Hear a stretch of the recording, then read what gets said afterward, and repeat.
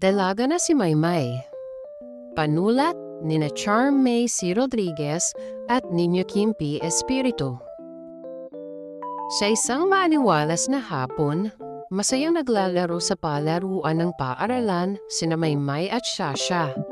Takbuhan, habulan, at tawanan ang kanilang ginagawa habang nag-aaliw sa kanilang pahinga mula sa klase.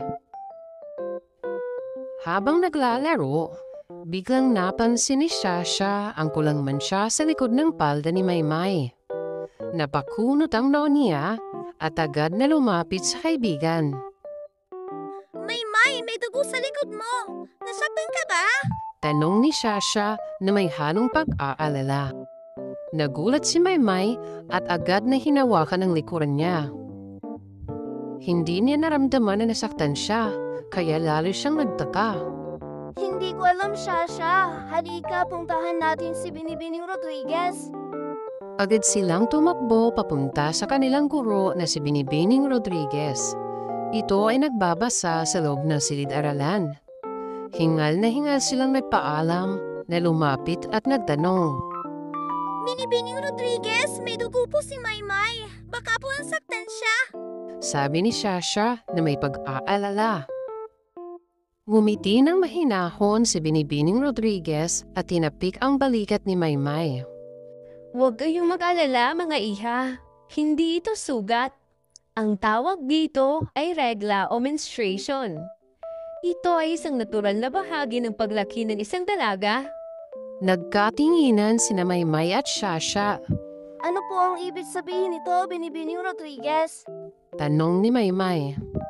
Ang menstruation ay bahagi ng tinatawag na menstrual cycle. Kada buwan, ang katawan ng isang babae ay naghahanda para sa pagbubuntis.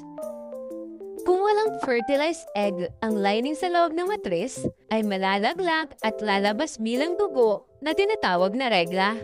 Paliwanag ng guro.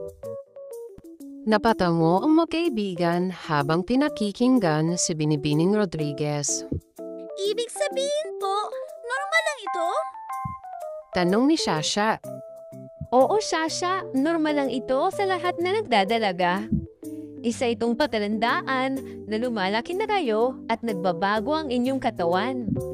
Pero huwag mag-alala, may mga paraan para maging komportable si Maymay. May mga sanitary napkin o iba pang gamit para mapanatiling malinis ang katawan habang may regla. Nakahinga ng maluwag si Maymay at nagpasalamat sa guro. Maraming salamat po, Binibining Rodriguez. Akala ko po may mali sa akin. Walang anuman, Maymay.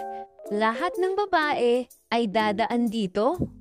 Kung may mga tanong pa kayo, huwag kayong mahiyang magtanong sa inyong mga ina, guro o nakakatandang kapatid. Sagot ni Binibining Rodriguez. Mula noon, hindi na natakot sina Maymay at Shasha sa salitang menstruation. Natutunan nilang ito ay isang bahagi ng pagiging dalaga at hindi dapat ikahiya. At habang patuloy silang lumalaki, alam nilang handa na sila sa susunod na yugto ng kanilang buhay bilang mga nagdadalaga.